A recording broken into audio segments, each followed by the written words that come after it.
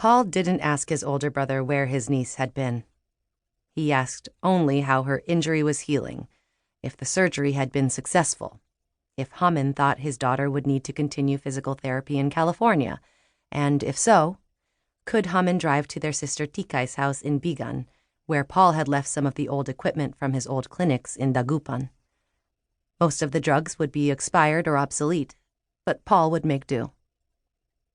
By the time of the phone call, Paul had been retired in California for over 5 years, but everyone knew doctors and nurses rarely retired.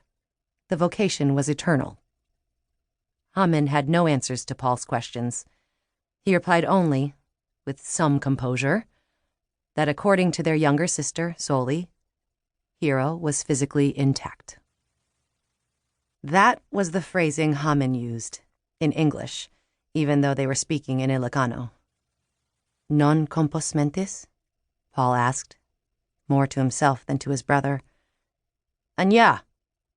Haman asked, irritated. Paul reverted back to Ilocano, said he hadn't said anything, that the line was bad. Haman didn't reply for a long time. Finally, Paul said the same things he'd already said in his letter. Have Soli send her on the tourist visa. She'll stay in the extra room. She can help take care of Ronnie, or Paz will try to find her a job in one of the hospitals. On the phone, neither Paul nor Haman called her Hero. Nobody did. Everyone still called her Nimang.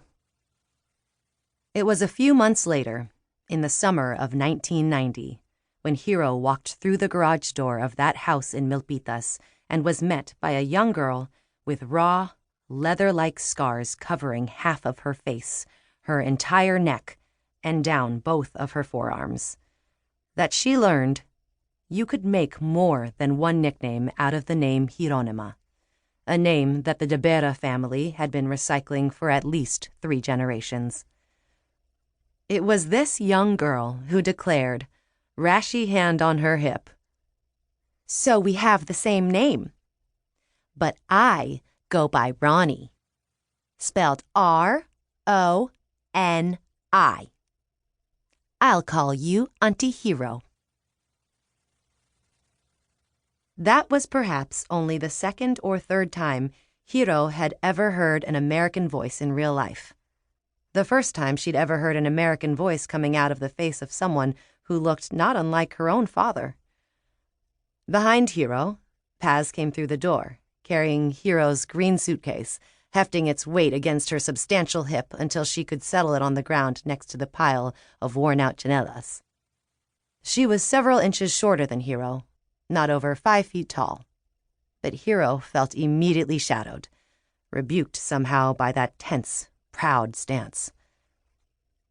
A woman Hero would later come to know as Paz's sister Gloria emerged from the living room, followed by 2 young men Hero would later come to know as Paz's nephews, Jehomar and Freddy. They spoke to Paz in Pangasinan. Hero didn't understand anything they said. "Manggan kila," Paz was saying, pointing to plates of food covered with paper towels on the kitchen table. They were shaking their heads, smiling shyly at Hero, and heading for the garage door. Hero realized they must have been watching the girl while Paz and Paul went to the airport to meet her. Paz was picking up the suitcase again, getting ready to take it up the stairs to show Hero her new room. There were many things Hero should have done then. She should have said, "Sorry, Tita Paz, let me take that," even though she wouldn't have been able to carry the suitcase herself. Even before that, driving through the town, she shouldn't have minutely wrinkled her nose at the smell, which she would come to know later as the famed shit smell of Milpitas, the reason why house prices were lower there. She should have made casual conversation on the drive from San Francisco International Airport to Milpitas, instead of remaining mute and clammy in the back seat. She should have mustered up the strength at least to stay awake as Paul drove in silence down the highway that Hero would later know as intimately as the vein down the inside of her own wrist, instead of creakily turning her head to its side and treading lead-limped between buoys of sleep, only fully lucid for the last 15 minutes of the drive. Hero saw the sign for Calaveras Boulevard, Milpitas, above them, saw a large, lone Holiday Inn on her right side.